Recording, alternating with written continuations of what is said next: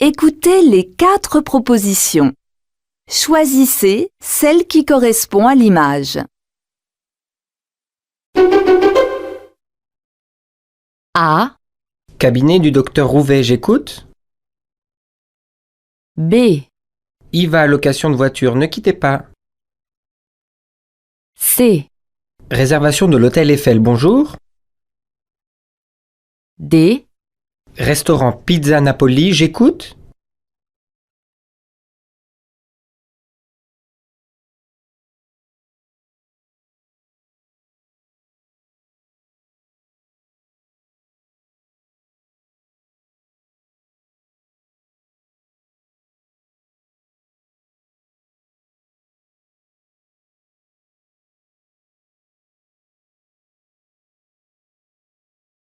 Écoutez les 4 propositions. Choisissez celle qui correspond à l'image. A, C'est à droite. B, C'est à toi. C, C'est d'accord. D, C'est trop petit.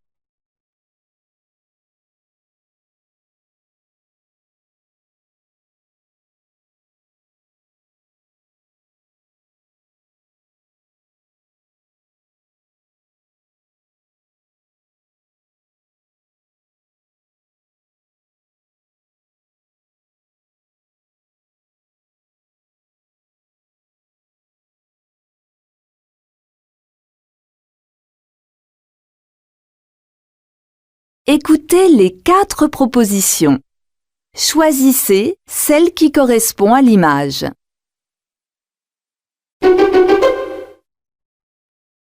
A, J'ai encore oublié mon parapluie. B, J'ai vraiment trop chaud. C, Je déteste quand il pleut. D, J'espère qu'il va arrêter de neiger.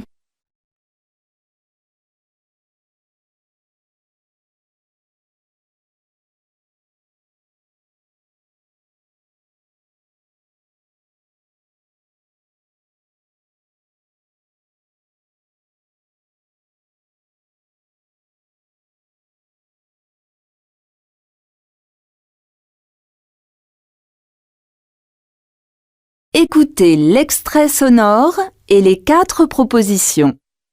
Choisissez la bonne réponse.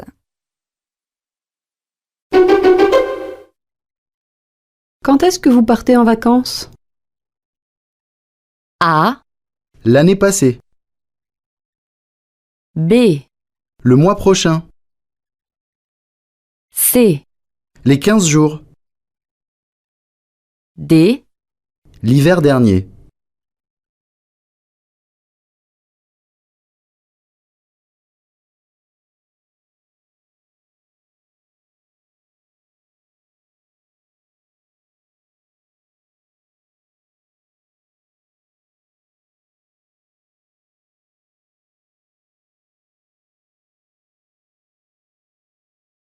Écoutez le document sonore et la question. Choisissez la bonne réponse.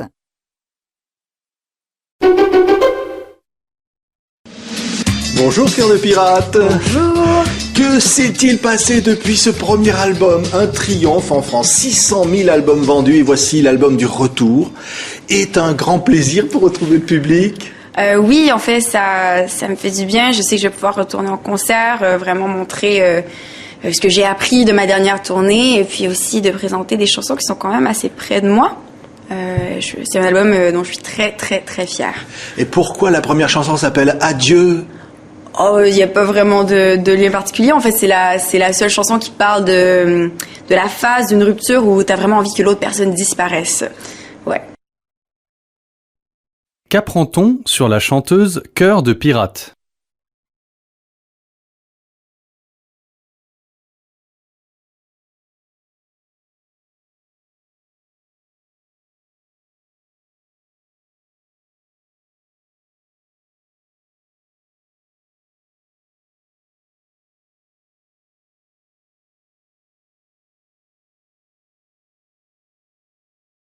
Écoutez le document sonore et la question.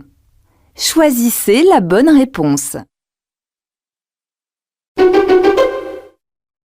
Et on me demande de faire des voix de toutes sortes, parce que quand on arrive dans un studio d'enregistrement, on ne sait pas ce qu'on va nous demander. On sait vaguement que c'est une pub, ou une bande-annonce ou un documentaire.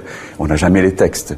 Donc ça, il faut avoir une formation solide d'acteur, et ce sont des cours d'art dramatique qui m'ont permis d'interpréter des textes et non pas juste de les lire. De quelle profession parle cet homme ?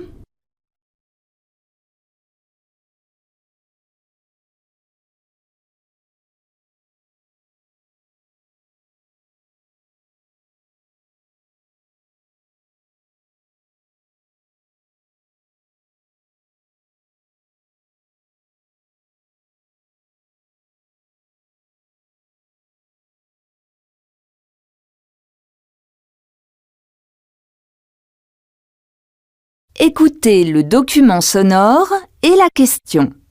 Choisissez la bonne réponse. Le Salon du Livre de Montréal est un rendez-vous annuel pour l'équipe de la librairie francophone. L'émission a été enregistrée jeudi devant public. Elle a réuni une belle brochette d'auteurs, dont le prix Femina de cette année, Patrick Lapère. Très bonne émission avec des très bons invités, et puis on est ravis de trouver le public québécois qui est un public très fidèle de la librairie francophone. D'après cet extrait, que pouvait-on faire au Salon du Livre ?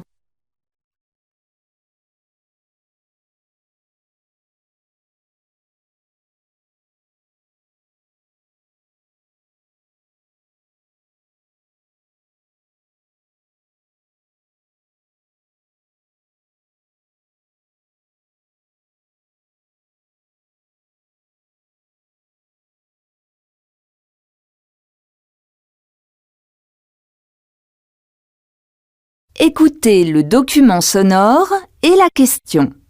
Choisissez la bonne réponse. Ce sera vendredi prochain, tout près de Paris, à La Défense. Des coureurs vont partir à l'assaut d'une tour. Oui, des centaines de coureurs, et pas n'importe quelle tour. La tour First, c'est la plus haute. Écoutez bien, 230 mètres de dénivelé, 48 étages, 954 marches. Voilà ce qui attend les courageux. Et ils sont près de 800 déjà inscrits pour cette course, vraiment pas comme les autres. Quelle est la particularité de la course dont parlent ces journalistes ?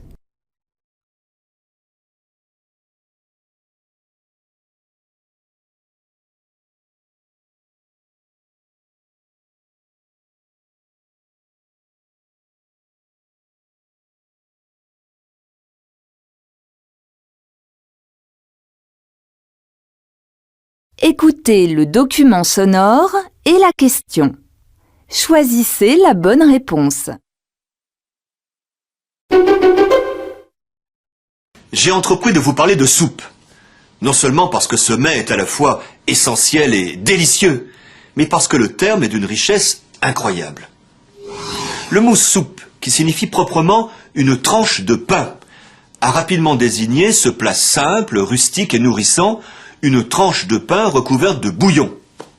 Soupe, par suite, en est venu à signifier le repas en général, voire la nourriture ou ce qui est profitable. À la soupe vous invite au repas, quel qu'il soit. Manger la soupe sur la tête de quelqu'un signifie être plus grand que lui, pouvoir manger sur sa tête. Et bouder la soupe signifie manquer d'appétit en général. Que veut dire à l'origine le terme soupe ?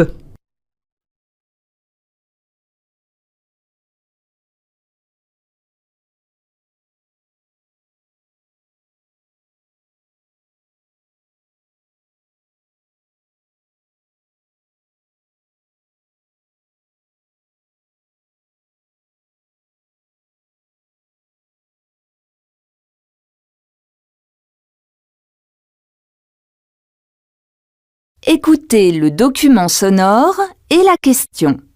Choisissez la bonne réponse. Selon le mythe, le tambour existe depuis la création du Burundi. Instrument sacré, il était joué pour les rois. Aujourd'hui, il est toujours réservé aux grandes cérémonies, mais c'est aussi devenu une fierté nationale. Maintenant, c'est vraiment tous les jeunes qui veulent se mettre au tambour. Dans les quartiers, dans les villes, dans les écoles, c'est tout le monde qui veut se mettre au tambour. Et c'est quelque chose dont on est fier et qu'on ne veut pas perdre. Qu'apprend-on sur le tambour au Burundi?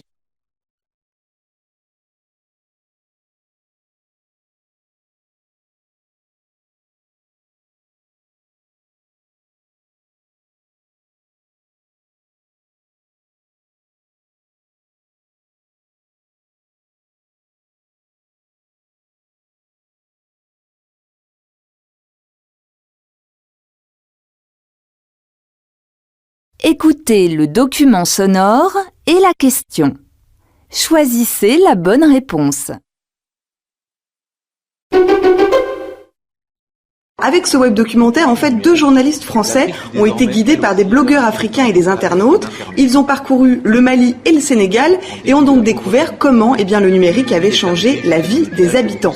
Par exemple, le téléphone portable qui n'est pas du tout un gadget pour les Africains, mais au contraire, c'était un vrai besoin, puisqu'avant, la seule solution pour parler à quelqu'un, souvent, était de se déplacer, puisqu'il n'y avait pas de réseau de téléphone fixe.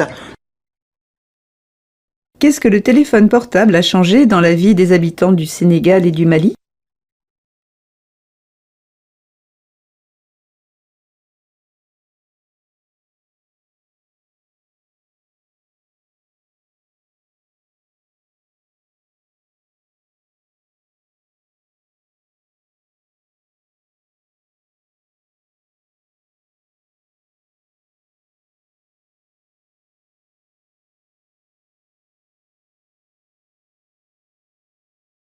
Écoutez le document sonore et la question. Choisissez la bonne réponse.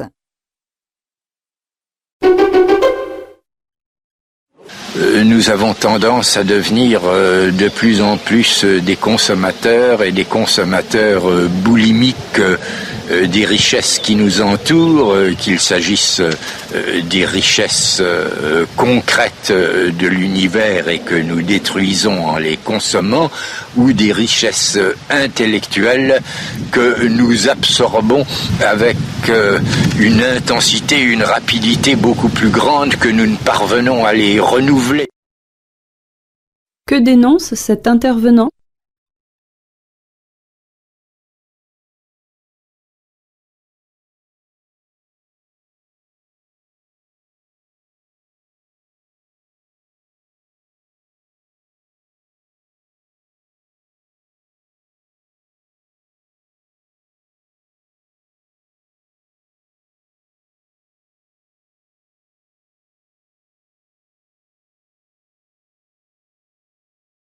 Écoutez le document sonore et la question.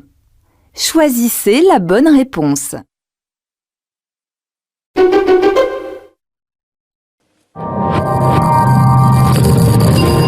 Klaxon, alarme, sirène d'ambulance, Buenos Aires est classée 4e ville la plus bruyante au monde. Invisible, le bruit n'est pas considéré comme une véritable pollution. Pourtant, il ne provoque pas que des troubles de l'audition.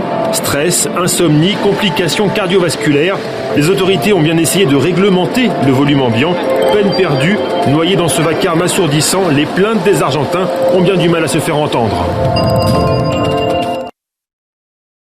Qu'explique cette personne au sujet du bruit à Buenos Aires?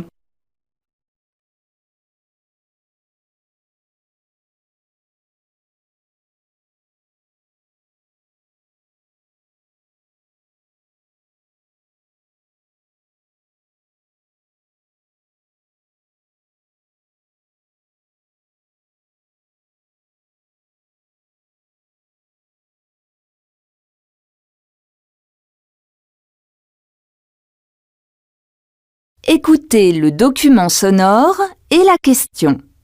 Choisissez la bonne réponse.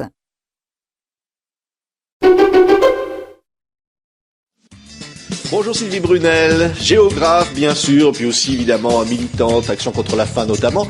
Et là vous publiez un livre complètement iconoclaste. Vous dites que finalement la géographie amoureuse du monde, ça veut dire que les hommes ont rendu la Terre encore plus belle, alors que chaque jour on nous dit le contraire. C'est justement parce que j'en avais assez de cette espèce de dramaturgie dont je trouve qu'elle est profondément démobilisatrice que j'ai voulu montrer que si la Terre est belle, si nous pouvons être 7 milliards sur cette Terre, et si nous vivons globalement bien mieux que nos ancêtres, contrairement à ce qu'on dit, c'est parce que ce sont les hommes qui aménagent la Terre, qui la rendent habitable. Quel est le constat de Sylvie Brunel sur notre planète ?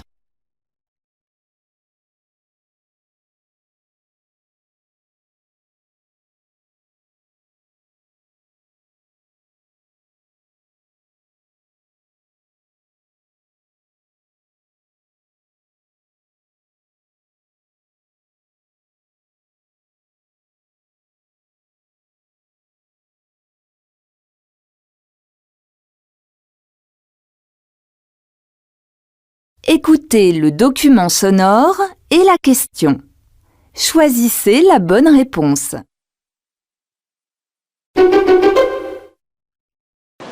Pour moi, j'ai essayé les deux en fait, il y a très longtemps. J'ai écrit des chansons en français et en anglais, mais j'ai quand même l'impression qu'écrire dans sa langue maternelle, ça a quelque chose de plus viscéral, enfin en tout cas pour moi, parce que j'avais une approche assez théorique et assez imagée de l'anglais, alors que le français me demandait d'assumer beaucoup plus ce que je disais. Et moi, j'aime avoir une écriture qui est beaucoup plus violente par rapport à ce que j'ai besoin de dire.